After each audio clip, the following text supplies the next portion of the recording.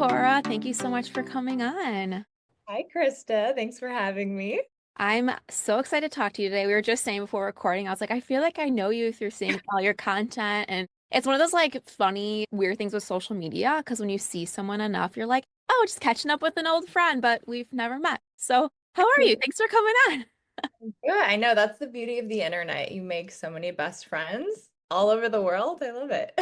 Yeah. So, for anyone that doesn't know you or doesn't follow you, can you just tell us a little bit about you? And yeah, we'll kind of get into it. Yeah, so I'm mainly a TikTok creator. I post basically just what I'm going through in my life, and I feel like I got a lot of momentum through my wedding FAQ, which was very controversial apparently. And I kind of just talk about whatever I'm experiencing in that moment. So, ironically, right now I'm going through a divorce, so I've been talking about that a lot, but I'll continue to talk about my journey through life online. Yeah, I remember you were featured in a story about your own wedding FAQ, and people were like going crazy over it. So let's talk about that. In this FAQ, what did people have the like hardest time understanding about it? I feel like the entire thing was taken, blown out of proportion. So, a little bit about my background. I worked in the events industry forever. I started doing weddings at the luxury level in Los Angeles. And then I moved to doing corporate events at tech companies. So, that's actually how I ended up in the Bay Area.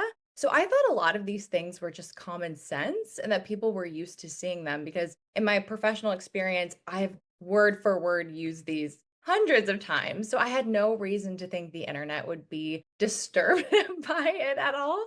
Oh man, I think one of them was I implemented like color suggestions. So it wasn't necessarily like you have to wear these specific colors, but just gave suggestions of different colors to where I think people were really confused by that, but now it seems pretty commonplace. I'm trying to think, I haven't looked at it in so long. I said if people were late, that they would be guided to like a waiting area, but I think it came off as very direct. So people thought they would be turned away if they were late to the ceremony. I said there was an unplugged ceremony. People were upset that they couldn't be on their phones. Like people were just, yeah, just so many things. And one of the parts that I think maybe was more controversial, as I said, we were doing no plus ones. And I think that got a little bit blown out of proportion. I can provide context later on, but I think people thought it was such a hot take not to offer a plus one to a wedding. And I ended up mentioning that I lost a 7-year friendship because of it.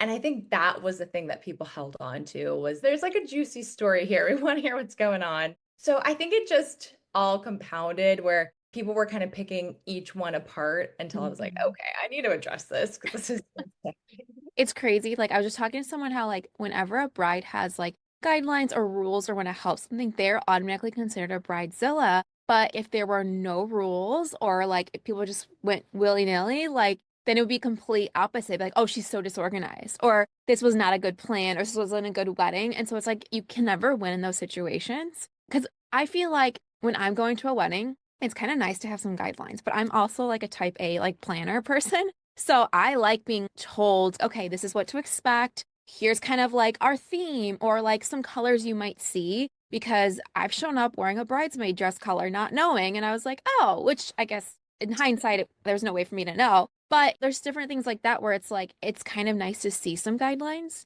I'm still hung up on it. People were mad about unplugged ceremony. I feel like that's so common. Why get mad about that? That they pay for photographers and they want professional photographers. I know. Yeah, I think people took my wedding FAQ very personally. And I think it was 2023. So I think it was at the time where people were starting to analyze the FYP, the For You page, and really analyzing that people truly think their For You page is talking directly to them. And I feel like that's a form of internet culture where people are chronically online and they don't understand that we can't control where the algorithm puts our videos. And so people were taking it so personally. And I think a year later, it really course corrected, and I actually get a lot of support on that video now. Okay. But it's just such an interesting time. And I think it was the perfect storm at once where I was just Yeah. like, oh, this is out of control. And it's funny because I always say that about like the skits I do. Like, so there's stories that are sent to me about things that happen around weddings, right? And a lot of them do have to do with mother-in-laws. I have a great mother-in-law, so I can't relate to them, but I do hear stories and I do see them. However, when I share a story with a mother-in-law, someone will always comment like, "Oh my gosh, you should share stories about mothers of the bride, or you should search stories about this. And I'm like, if you're getting offended, you might need to look in the mirror because like I don't see a bridezilla story and be like, oh my gosh, that's terrible. I'm like, well, I know I wasn't like that, so it's fine. There's stories like that. It happens. People don't realize they can just scroll if they want to or not engage. Exactly. And I think it speaks to a larger issue with wedding guest culture and how sometimes wedding guests can be extremely entitled. I had so many experiences with people not confirming until immediately before, or not giving us an answer, or acting like it was super inconvenient to attend. And I feel like I see that a lot online as well, of people making a point to not give a gift because they're already attending the wedding. So I think it's really important for, yeah, people to analyze their own behavior and be like, no one's forcing you to go to a wedding. You can say no. And if Yes. you say no, there's no expectations. No is a full sentence. But at the same time, you're discounting how incredibly expensive weddings are, how much stress and pressure they are, especially for the bride. And I think people hate women with boundaries, and they hate women that say no and say, I'm not okay with this. And I think we can recognize that brides are the ones planning the wedding 99% of the time. So all that vitriol goes to the bride, and it's kind of messed up, right? It's like, Yes. why are you doing this? They're seen as the controlling or the difficult one because it's their vision. You hear it time and time again. It's like people never make comments about the groom, it's always the bride. I shared a story yesterday that's been going viral about this couple had a child-free wedding and someone brought a baby and the baby was crying during the whole vow ceremony. Yeah, and so like no one removed the baby, no one like I don't know what the details were, why they showed up with a baby when it said child free, but the title of the article was so degrading to the bride. It said angry bride, like something about is mad that crying baby is there during vows or something. I totally butchered that. But it was all about the bride being angry. And it's like they paid lots of money. Apparently specified no children, and you don't remove the baby while the vows are going off. So they're gonna have crying baby during their video. Yeah. And there's such an easy solution for that. Just go to the reception. Okay, you paid all this money to attend the wedding. Don't bring your baby to a ceremony. Like, things are common sense. And I think that's why I was so firm with my FAQ, because in a professional environment, I've had to recognize that things just aren't common sense and people will push and poke and prod you. So you have to be extremely direct, simple, and to the point. So you can be like, hey, this is outlined here. This is where this was communicated. And if you add too much language and you try to make it as polite as possible, people just don't get it. And they start to Mhm. poke and prod at whatever your rules are that you're trying to reinforce. So I feel like that's another way, like my wedding FAQ was so jarring for people, maybe was because it was so direct. And I think they aren't used to women saying no and saying, I'm Mhm. not putting up with this. And Yes. maybe we need to talk about that. Yeah, no, I totally agree because we're just taught as women, I think, just to be like, oh, sure, okay, people pleasers. Like, I always like to say I'm a recovering people pleaser. And like, even now when I'm firm, I'm later like,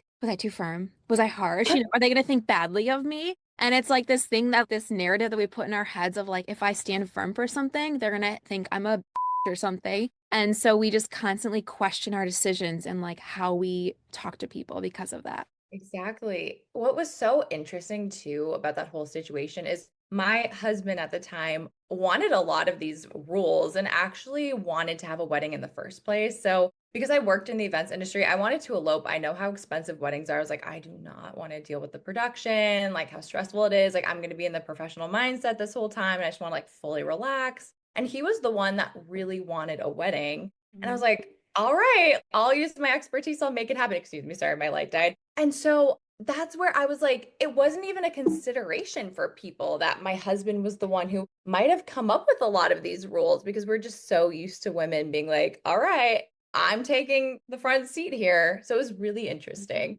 But yeah, no, that's so true about what you say. Like they automatically just assume that it's the woman when like it was the same like for our wedding, I included my husband on every decision. I wasn't like, this is what we're doing. This is my day, not yours. It's our day. Let's talk Yeah, through this together. And we were very on the same page about like the size of wedding we wanted. Did we want kids or no kids? Did we want plus ones? That kind of thing. And we were very like, I would say most everyone we invited had a significant other that we knew. So that's why we had obviously like couples that were like married. but like I didn't invite my cousin's boyfriend of 6 months, like, or 2 months because that I've never met.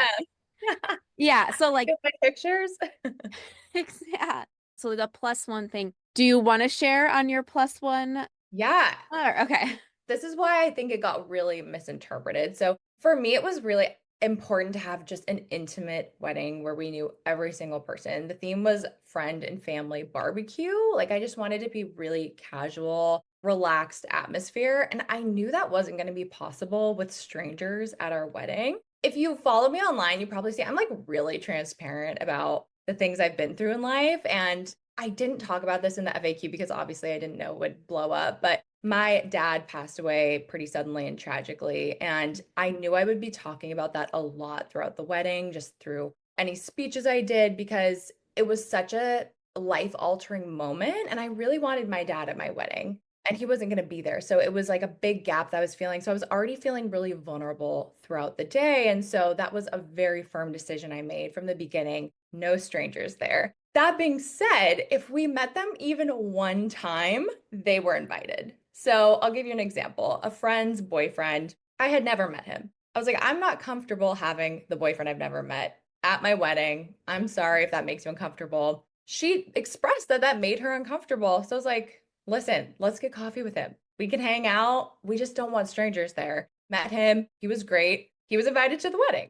So Mhm. if the people, if it was important to them, we wanted it to be intimate to the point that if there were any communication things that maybe didn't make sense for them or didn't make sense for us, we wanted to be able to have an open dialogue. So that was a great example of something didn't work for her. She expressed it to us. We made it work. Mhm. Whereas the other friend and the 7 year friendship that I lost, like there was no interest in our lives, the wedding. And we saw that from the beginning, and I think another thing that was really interesting is this was post COVID time. So a lot of people were losing friendships because COVID, like a lot of our relationships changed, a lot of friendships Mhm. dwindled. And this was an example of a friendship that during COVID, we had completely stopped talking. So we hadn't talked in almost 2 years. And I kind of extended an invite as, an olive branch to be like, hey, I love you. I loved you at one point, and I would love you to be there. You were there for so much of our early dating stages, but we hadn't talked in almost 2 years. And by that point, they had a boyfriend. I never met the boyfriend.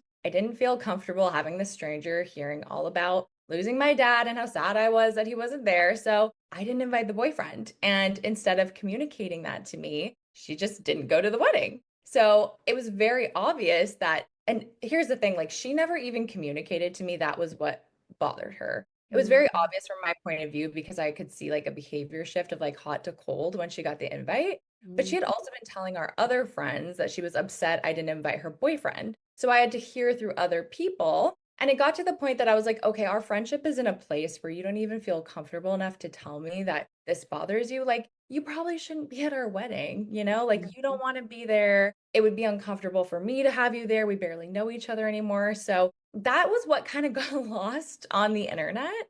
But I Mhm. think it's so easy for people to judge. They see Yep. lied on the internet for 5 seconds and they call you a they call you a bridezilla. Yes. And there was so much lost in that made the decision make sense for us as a couple. Yeah, that's the thing with social media. People just see something quickly and then they just judge based on that. But yeah, I mean, like hearing you tell it, I'm like, that makes total reasonable sense to me. Because that's the thing. It's like, I read it first as like she was like a bridesmaid. But even then, it's like, if you just communicated and just met one time, especially if the other friend did that, that shows like she was already dwindling away and didn't really care enough. So it sounds like your friendship was already kind of like on the rocks, maybe, and kind of falling apart. Exactly. And I think the post-COVID relationships and the weddings that fell into that window, it's such an interesting conversation because it's so interesting to me. People just forget that time happened and how Mhm. impacted all of us were. And it's normal and natural that like a lot of relationships fell out and we were all figuring out the messiness afterwards. Like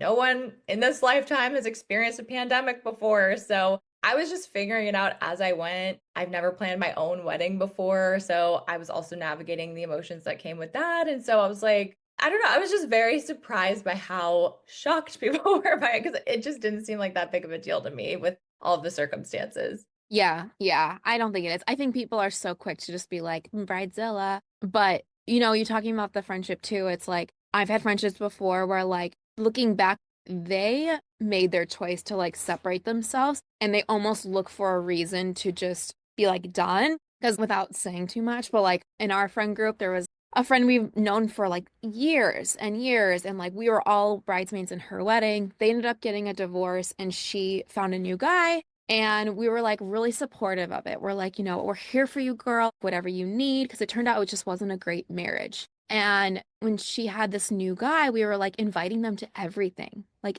hey, come to this, bring him along. We'd love to meet him. And excuse after excuse, like never showing up. Then things got really weird. And it almost was like she was just waiting for, I don't know if it was a controlling, like if he was like control, I don't know. I don't want to put like assumptions out there, but it just got really weird. And looking back, we're like, she was looking for a reason just to be done. And so when I hear that, that's what makes me think of, because I'm like, okay, like she was already kind of dwindling away. She just wanted a reason to be mad and be like, you know what, I'm not going to her wedding because of this. But Yeah, and that's totally fine.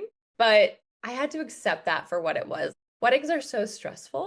I was like, I can't let this take up any more of my mental space. It's like, it is what it is. And I was barely like at that point, I was just like, okay, over and done. I wish her well. And I felt like I just had to keep rethinking about it because the internet was so activated by it. I was like, yes.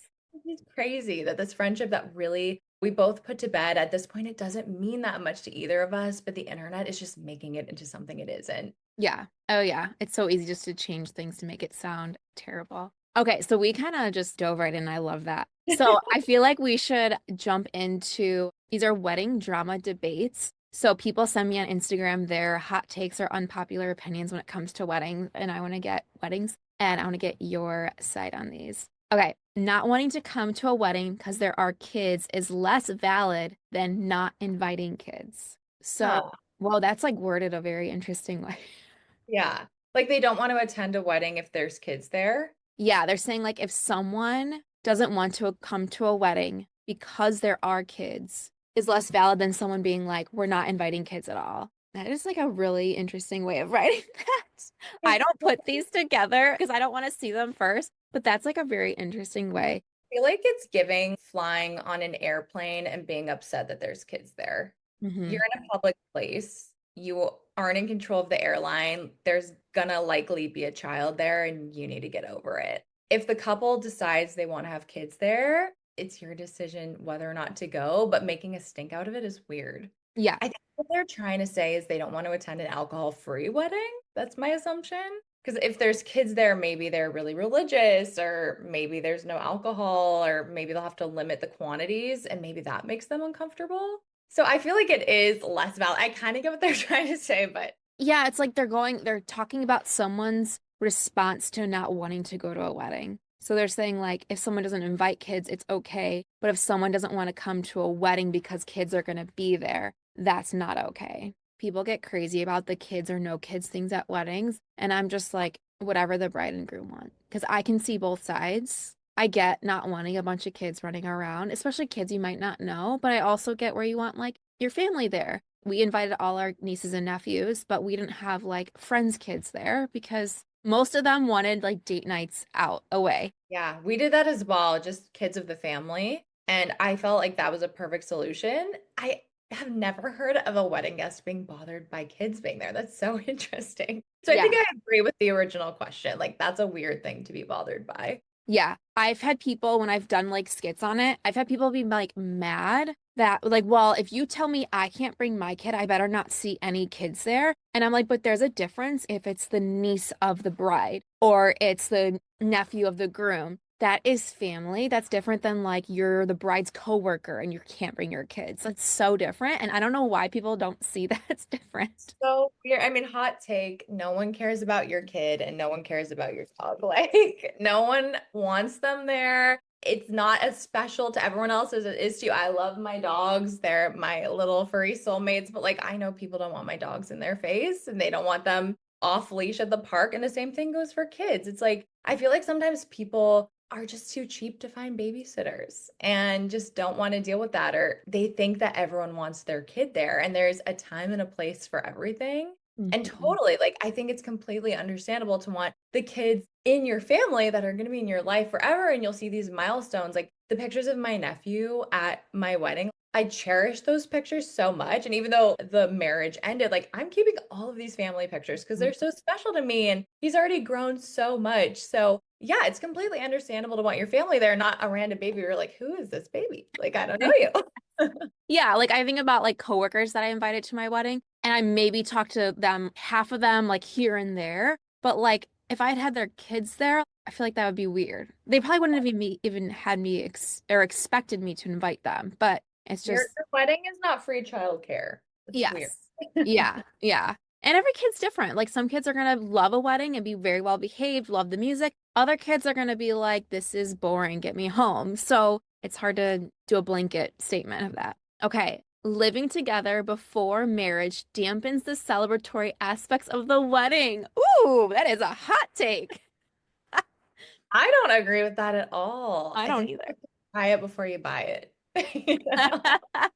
Yeah, and I feel like, you know what? We're in the 21st century because I feel like the reason people didn't move in until they were married is because they lived at home. So they lived at home till dad gave them away or whatever that next step was. You went from one house to the next. That's a good point. Yeah, I think so many issues come from living with someone too. When you see someone's habits, like this is disgusting. I don't know if this is appropriate for a podcast, but I just was listening on another podcast. They were doing an FAQ section, and this girl was having an issue with her boyfriend peeing in their sink every What? day. Every day, he was peeing in the sink, not the toilet that was right there. Don't you need to know that stuff before you marry someone and live with them? Yeah. What? Oh, that Yeah, is I was so deeply disturbed. And one of the girls was like, "Oh, my husband's done that before." I was like, "My husband never did that, thank God." And I would not be able to look at him the same if he did. Like, that's so disgusting. no.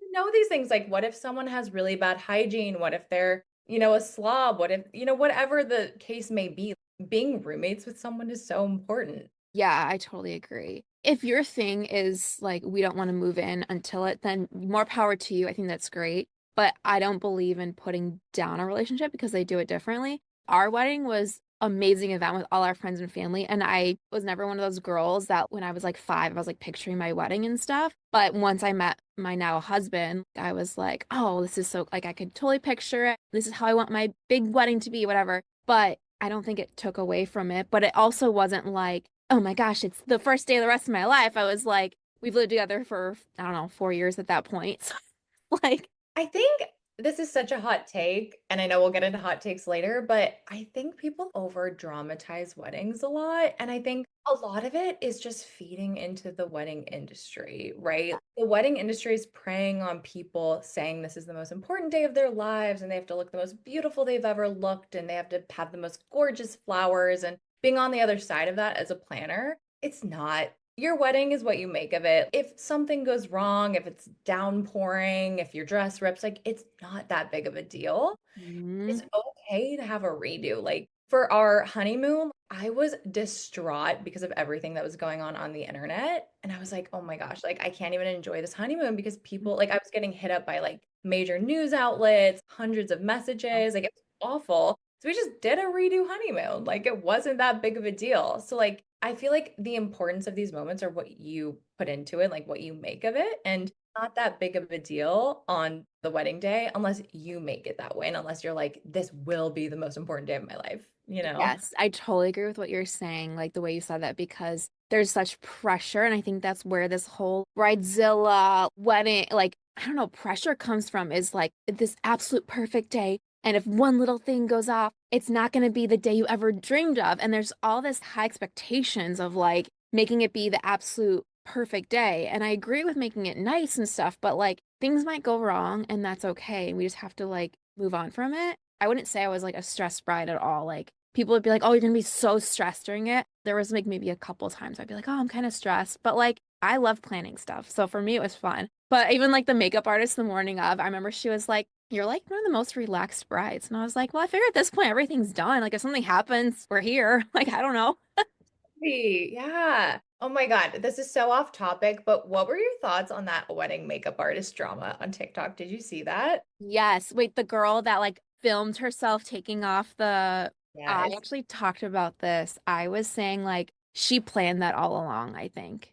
I think so. Because who on their wedding day, when things are already tight, puts up the camera, brings their maid of honor in the bathroom, and is like, I'm washing this off. She looked good. So Yeah. I don't think it looked any different when the makeup artist did it versus when she did it. It looked exactly the same. Like I'm like, that's why I was so confused. Like, surely she's pranking us, right? Like, there's no way. That was Mm. so weird. Like, I'm glad the makeup artist got her flowers and everyone got to see her point of view, but I cannot imagine, just as a vendor, like how jarring that would be to go online and have someone roasting your business. Yes. I tell you, it was awful. Yes. Well, and that just happened too with the photographer. Did you see that one? No. Oh my gosh, you have to look it up. I would almost say this one was worse because she tagged the photographer's company and she was lying. She wasn't telling the whole story. So basically, she shared 10 photos from her wedding and she was like, when you look forward to your wedding day and it turns out like this, and it's like the sad music from Home Alone, you're like the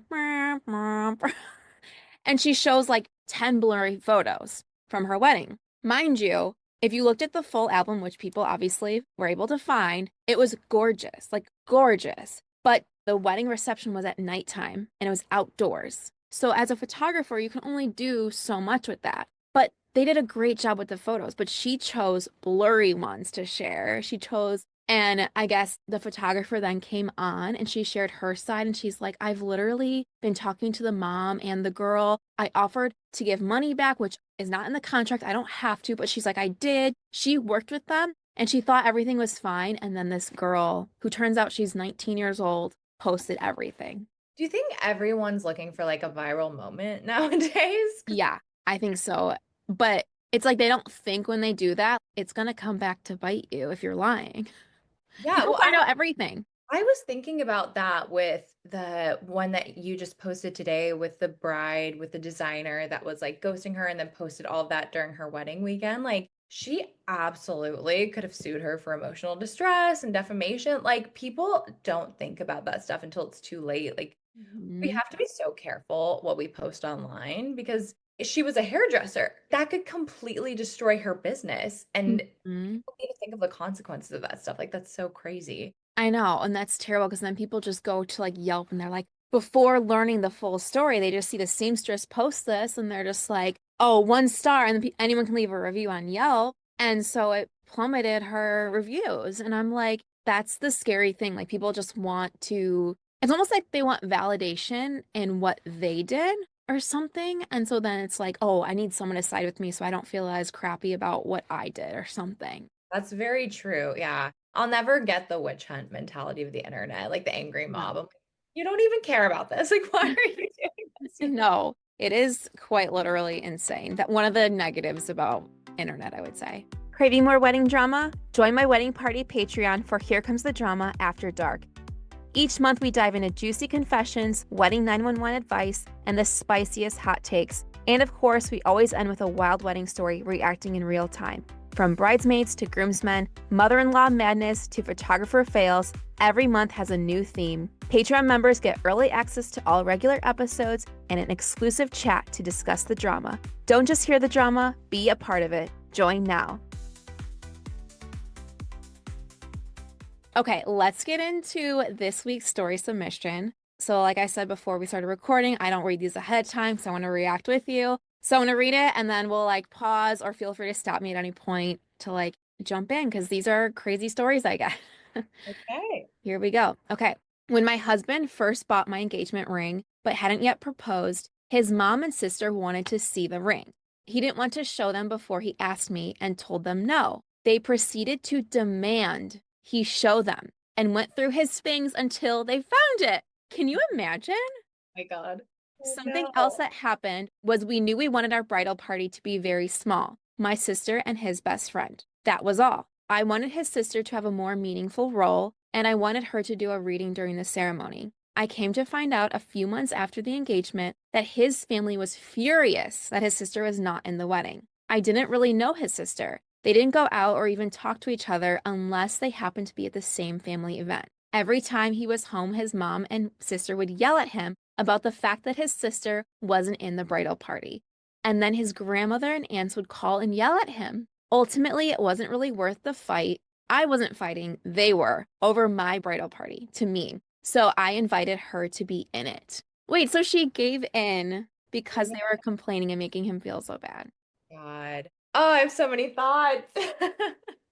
See, and I don't know your take on this, but I don't think siblings should automatically be in the wedding. It totally depends on your relationship. Plus, it's like it's his sister, but it's not like his brother on his side. Like you choose your bridesmaids. It's like I had my husband's sister and sister-in-law, but I get along with them really well. And so like I couldn't imagine getting married without them. But if we weren't close or he didn't talk to them, why would I have them in the wedding? Oh, yeah, it sounds like there's a huge boundary issue with this family, and that's so hard. Like overbearing in-laws is so challenging because you love that person, but when you marry someone, you marry their family. And Mhm. unfortunately, it sounds like that's what happened here. Okay, so like the first part of the story, them wanting to see the engagement ring, I kind of get that, but it sounds like their intentions were bad. So like it makes me think of Sex in the City when Aiden was going to propose to Carrie and the ring was hideous. And then Samantha stepped in. I think it was Samantha stepped in and got a gorgeous ring that's totally her style. So that's what I thought was the case. It's like, oh, they're really close to the bride. They know her style. She might not like this ring, but it just sounds like they're being nosy and have bad intentions. And Yeah. maybe they want to be close to you, but they are not emotionally mature enough to express that. Because if Yes. they're talking behind your back and can't tell you to your face, you're the bride, what their issues are, and they have to go to him, like clearly there's a gap in the relationship. And it sounds like it's for the best that she wasn't in your bridal party, but I guess she is now. So, I know. Well, and my whole thing is like, I get maybe wanting to help and like see the ring, but it's also knowing when no is no and knowing the boundaries. And so, like, the fact that they went in searching for the ring, I'm just like, where's the boundary? So it sounds like he was probably still living at home, maybe, and they knew he hid it in his room or something. I would be mortified. I would be like, do you not understand what no means? oh, and what's so scary about that is you think of the future and you want your husband to protect you, especially, that is true. Like they are the line between, those communication issues and they're supposed to filter everything and kind of keep the peace. And if this is already happening where you guys are bending over for your in-laws, what's going to happen when you have kids? Like, Yeah. are they going to be weird and put your kid in clothes that you're not comfortable with, or like post pictures of them online if you've said no, like stuff like that? It's like, what are those boundaries? I understand giving in now and trying to keep the peace, but to whoever you are listening to this, just keep this in mind in the back of your head for when you have Yes. kids. Yeah, I literally just read something because in my like newsletters, I like putting in like little tips for people. I literally just read something about boundaries and it said if you start slipping on your boundaries, that's like letting the other person know like you're easy to like cave. So even if it's a small thing, like you're like, okay, sure, you can come to my wedding because they kept pushing and they were angry and they were rude about it. That's showing that in the future that if I just keep asking or if I just keep telling them, then they'll say yes to me. So yeah, it's like who knows what other boundaries they will cross. That is so true. Yeah. I think it's a good lesson for anyone listening that's maybe in a similar situation. And maybe, yeah, like I think a lot of women, like you said earlier, have people-pleasing tendencies. And maybe we need to break that cycle. Not a Yes, bad thing. I agree. I agree. Okay, it says something else occurred when we were looking for venues. We invited our mothers to come along with us and to go to lunch after we looked at a few. Our first visit, we knew that it was not the one and had to make an obligatory small talk till we could politely decide to decline and leave. The coordinator asked how many people we were thinking of, and I said around 100. Well, my future mother-in-law's face just fell, and her whole demeanor changed. She suddenly said she wasn't staying and stalked off. We had no idea what happened. We called her after to see if she was still meeting us for lunch and to see more venues. I don't remember if she said it curtly or not, but she said no. Oh, yeah, I don't remember if she said curtly and no or she just didn't answer. Either way, several days passed, maybe even a week. She refused to speak to my husband. Wait, just for saying they were inviting 100 people? Oh, it came out that she was furious. We were only inviting 100 people. Like, communicate.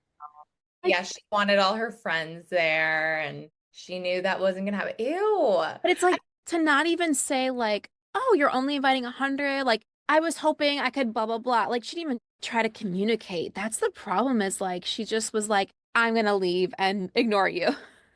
No, they sound like a very emotionally immature family. And I feel like that's just something to note for yourself in the future because you're going, like, it's guaranteed you're going to have boundary issues with them in the Yeah. future. Like, they sound like very challenging in-laws. And I think it brings up another conversation of accepting money for your wedding. Mhm. So we made a very conscious decision not to accept money from our in-laws for our wedding. They were very insistent about certain things. So we're like, okay, you can cover our engagement party or you can cover part of our rehearsal dinner, but for the actual wedding event, no money because I did not want anyone to have a say in our wedding. Like that was Mhm. something I was very firm about. And that's something you need to weigh the pros and the cons of is if you are accepting money from your in-laws, you're technically accepting some of their wishes. And that includes if they want to have their friends there, you're going to feel obligated to have your mother-in-law's five best friends that you've never met if she's paying for half the wedding or she's paying for the whole wedding. So Mhm. weigh the pros and cons of is it worth having a smaller wedding that I am 100% in control of that I can actually afford? Or are you okay with these boundary issues? But it kind of sounds like Mhm. you're not. Yeah, 100%. Because you can be really firm with someone saying, like, no, your money does not mean this, but they're still going to hold it over your head. They're still like certain people, they're going to be like, well, I'm paying for the open bar. So that means I get to bring all these people. Or I can A drink as much as whole. I want and act like a fool. And you're like, no, you can't. Yeah, please don't. No. Yeah, there's so much discussion around like pay. And it's funny because when I repurpose and like post videos on different platforms have different feelings about it. And you could probably guess which ones, but there was a story where the mother-in-law offered to pay for the bride's bouquet, and the bride wanted a very specific thing. And the mother-in-law was like, oh, that's really expensive. And she's like, I'm happy to pay the difference. Or she's like, the bride was like, I will pay for it. It's okay. I understand you wanted to help, but I'll pay for it. Well, I was like, no, no, no, don't worry about it. I offered. The mother-in-law then called the flower shop, changed it. So she didn't know until the wedding and was mortified. She was like, this is not what I wanted. I always envisioned whatever flowers. And the comments on one platform are mixed. People are like, well, the mother-in-law paid for it, so she should be able to do whatever she wants. I'm like, no. She gave Like, her an out. yeah. I'm just like, Sometimes how is that people even a discussion? Yeah, like sometimes people insist. Like my in-laws, I'll give you an example. Like my family is no Christmas presents. We've just always been that way. Like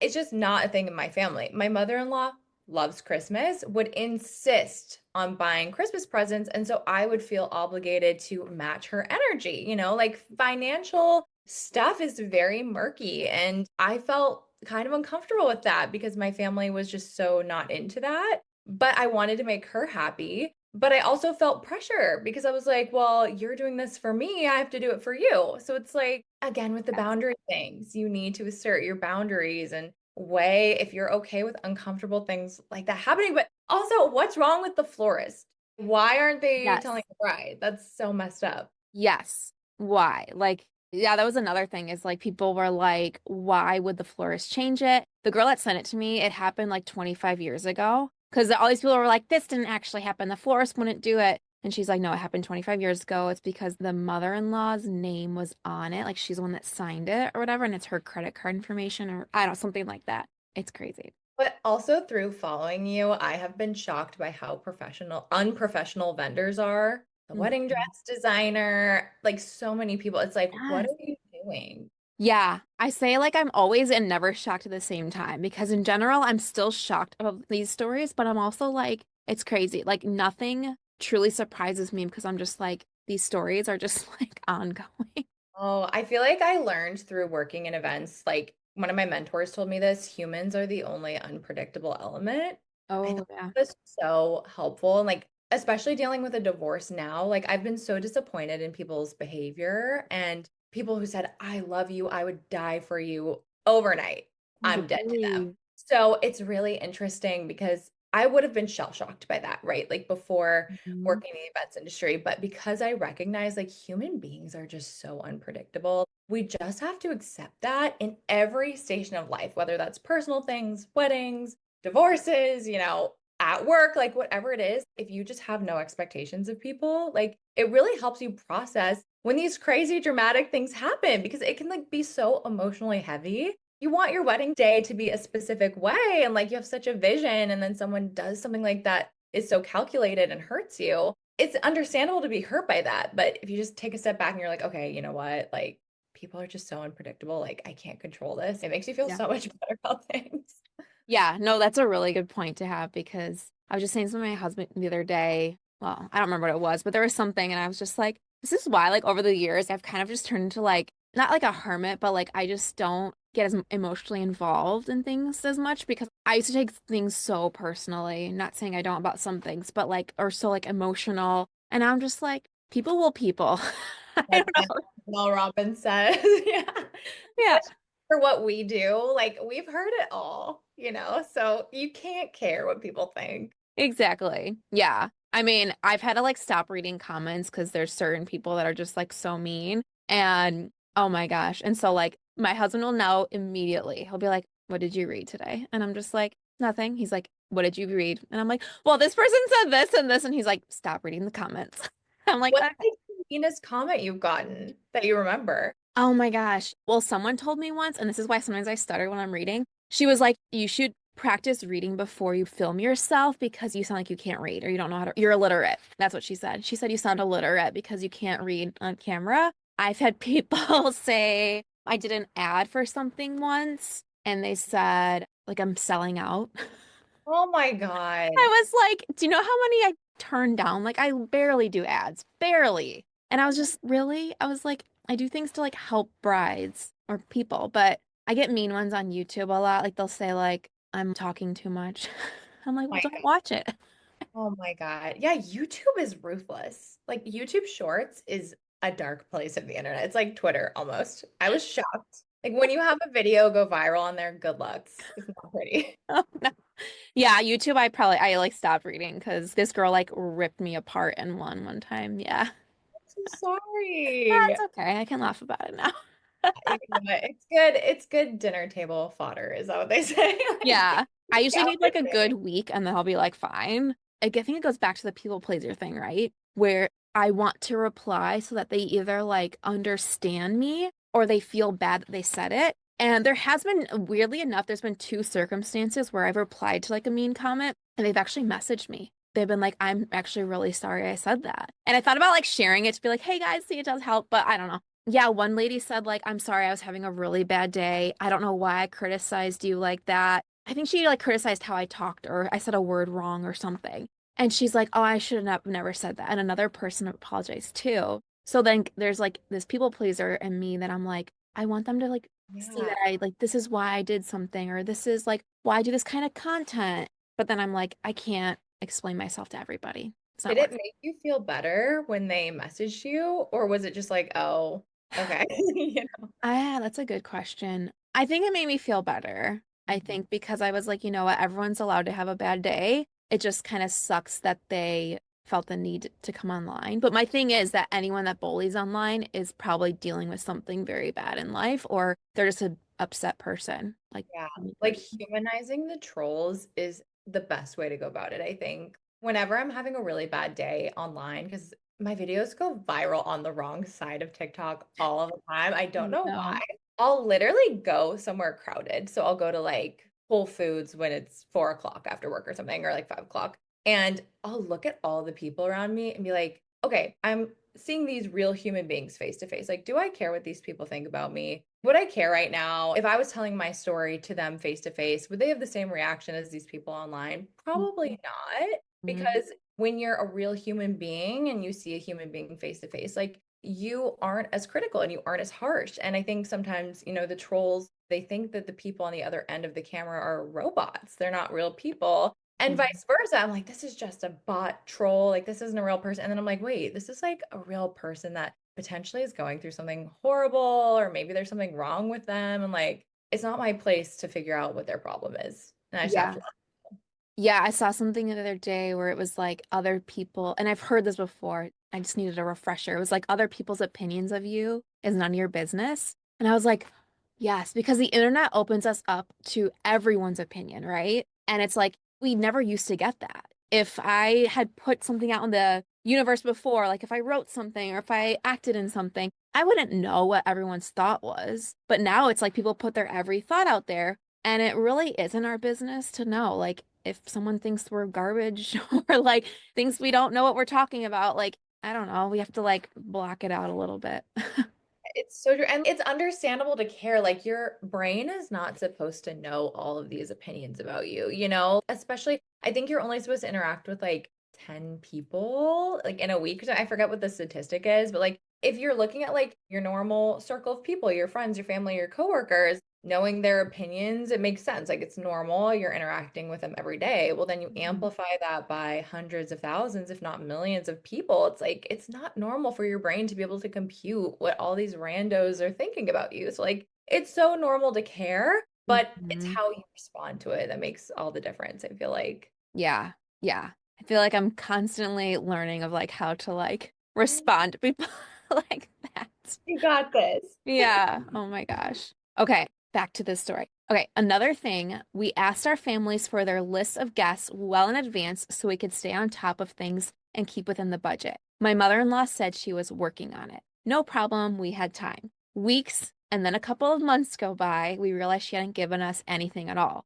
Once again, my husband asked for her list. She said she was working on it. More weeks go by again. We realized we still had nothing from her. So we decided next time to see her in person, we would ask her again. She blew us off again. Weeks go by and we went to visit her, and this time we asked if we could just go through her address book. See, I feel like they're giving her way too many chances. I would be like, after two times of asking, that's it. Yeah. Sorry. Why are you Like, so scared of her? yes. I feel like it's just, you always wonder, like, a lot of times the brides write the story. And so I'm like, is the groom feeling like he's in the middle or she's trying to appease him still? Like, I don't know, what's happening here? They asked if we could look at her address book. She came and took the thing away. So that was a no. Okay, then I'd be like, then you're not getting a list. Oh, Like, yeah. what's the Yeah. problem? Three strikes and you're out. Yeah. My husband ended up coming up with his own list of people his mom might want to invite. Why? And ran it by her, and she still wouldn't give up addresses. He spent hours using dial-up internet to find addresses. Why See, is she so weird? I feel like they're being too nice. I'd be like, okay, if you don't send us a list, then you're not gonna have anyone to invite. Yeah. You have X date. This is due. The venue needs it. We need to send out postage. If it's Yeah. not by this date, you're not getting invites. It's so simple. Yeah, because she's already basically telling you without telling you that it's not a priority, it's not important to her, or she just doesn't want to invite anybody. So That's why what, beg her for a list? yeah, like that's where I want to know, like, how much is the mother-in-law paying? Like, if she is she paying for 100% of this wedding? Because that makes a big difference. Like, Hmm. that's why she can act this way and kind of do what she wants on her own timeline. Because if she's paying for it, that makes sense. If she's not paying for anything, it's like, whoa, whoa, whoa. Like, why are you letting her walk all over you? You know? Yeah. Well, and in the beginning, for her to act so mad about the 100 people comment, but then never communicate, it's because I want to invite more people, or because, oh, I thought you'd have a bigger wedding. Like, nothing. She just is like being like sour and just being passive aggressive with everything, which is just like, okay. I don't like it. I don't get it. Okay, almost at the end here. Sorry, we're kind of running over. Which leads us to, and I completely forgot about this part until one of your skits took me right back. This leads me to the ceremony, which I thought went great. My husband seemed a tad odd, maybe a bit preoccupied. Not runaway groom preoccupied or anything. It was just hard to pinpoint. Right after the ceremony, we were getting our picture taken, and he informed me that as he was walking his mom in, she told him that she hated his vest. So he spent our ceremony self-conscious. She did that on purpose. Okay, I feel like we need to have a conversation about overbearing mother-in-laws because I'm worried for this girl. Yeah. Like, this is such a long story of like point by point by point, all these aggressions from your mother-in-law. Uh, And like, how controlling or conniving is it to do it right before you're walking down? Like, yeah. you know you're going to get in his head and just like almost remind him of like, I'm your mother. This is where I stand. I think too, we want to give people the benefit of the doubt. Like sometimes they say things that are off the cuff or maybe thoughtless that you're like, okay, maybe they were just being thoughtless in that moment, or maybe they're dumb, whatever. Like, but no, something I've really accepted recently is like, we're all adults and adults are intentional and they are taught to think before they speak. And an adult woman made an intentional choice to make an aggressive comment to make your husband uncomfortable. Mm-hmm. That seems like, yeah, you're right. It's asserting dominance. And especially, like, I think in the wedding ceremony, the tradition part, right? His family, and then there's a transition where he becomes your family. So then they become the extended family, and you're the immediate family. And it sounds like she recognized that was happening in a few minutes and wanted to put one last dig in. Mm-hmm. Gross. I don't know, girl. I'm kind of worried Yeah. about you. Yeah. Oh my gosh. She said it was mostly covered up by his tux jacket and you couldn't even really see it. So there you go. And the last thing, 2 to 3 years later, so they've been married a few years. Oh, Well, actually, I don't know how long this story happened though, but my sister-in-law got married and my husband was a groomsman. I was not sat with the family, nor was I in a single one of her wedding pictures. That is so intentional. Even that's a after they added the sister in the wedding. my God, this family is so immature and petty, and just protect yourself. I feel so bad. Like, we need an update also. Yeah, What's going on now? Because I feel like, yeah, these couldn't be isolated incidents. no, I know. I want to like reach out to her and be like, how long ago was this? What update do we have? Can we get more to this? Because that is, I mean, I have so many questions too. What ended up happening with the guests? Was she still mad because they stuck to 100 people? What's his sister-in-law's deal? They allowed her to come in the wedding, and then she still is like, "Mhm, despite you, I'm not going to have you in the wedding. And not even sat with the family. So weird. Why, like, did you watch Secret Lives of Mormon Wives? Yes. It sounds like Jen Affleck and her in-laws, how they were so glowing and nice to the one, and then to her, they're just so dismissive.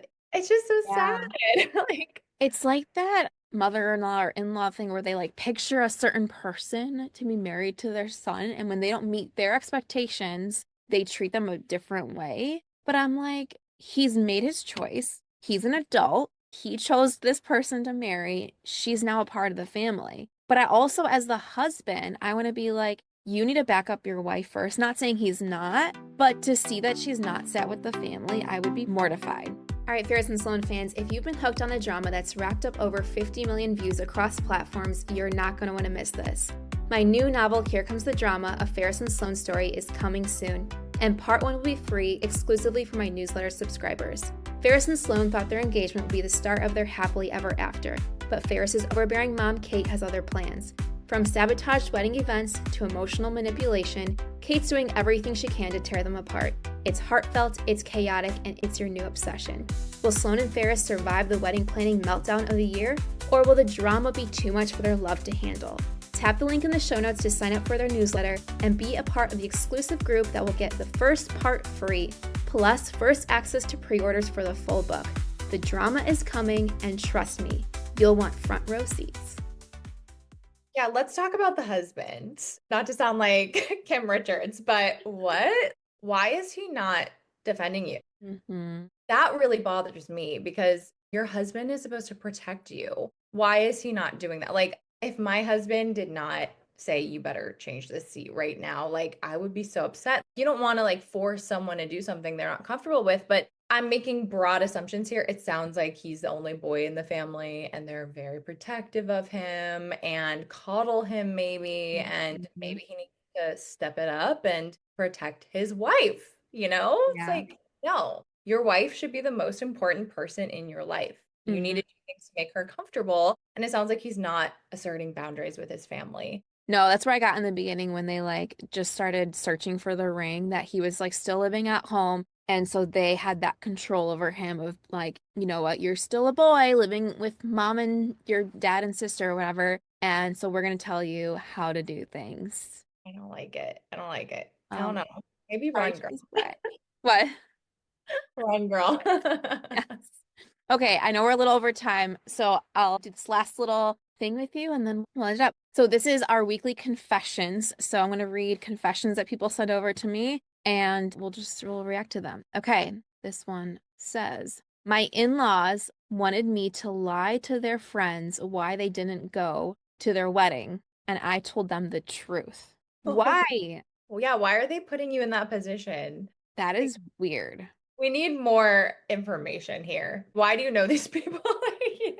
I'd be like, I'm not, so she or he, I don't know, but they were like told to like lie about something, but like in-laws are like grown adults. I don't know. That's weird. This person says, I hated my mother's dress at my wedding. Couldn't even fake it when she showed it to me. Aw. Oh no, that's bad. Well, Whatever makes her feel pretty though, because a lot of people hate the bride's wedding dress, and it's like no one should care but the bride. And I think the same goes with your mother-in-law or your mom. As long as she feels pretty, who cares? Like everyone's exactly. only looking at you anyway. No one Like, cares about anyone else. yeah, as long as she's not wearing a white wedding gown as the mother of the bride, it's Or fine. yeah, exactly. This last one says, I secretly don't want to take anyone with me when I go wedding dress shopping. And I'm going to say, you don't have to take anybody with you. It might be better to go by yourself if it might be overwhelming. I think that's so valid. And that is a hot take I have is like, I've never understood why wedding dress shopping is such a big deal and like why we have to make it a production. Because Mhm.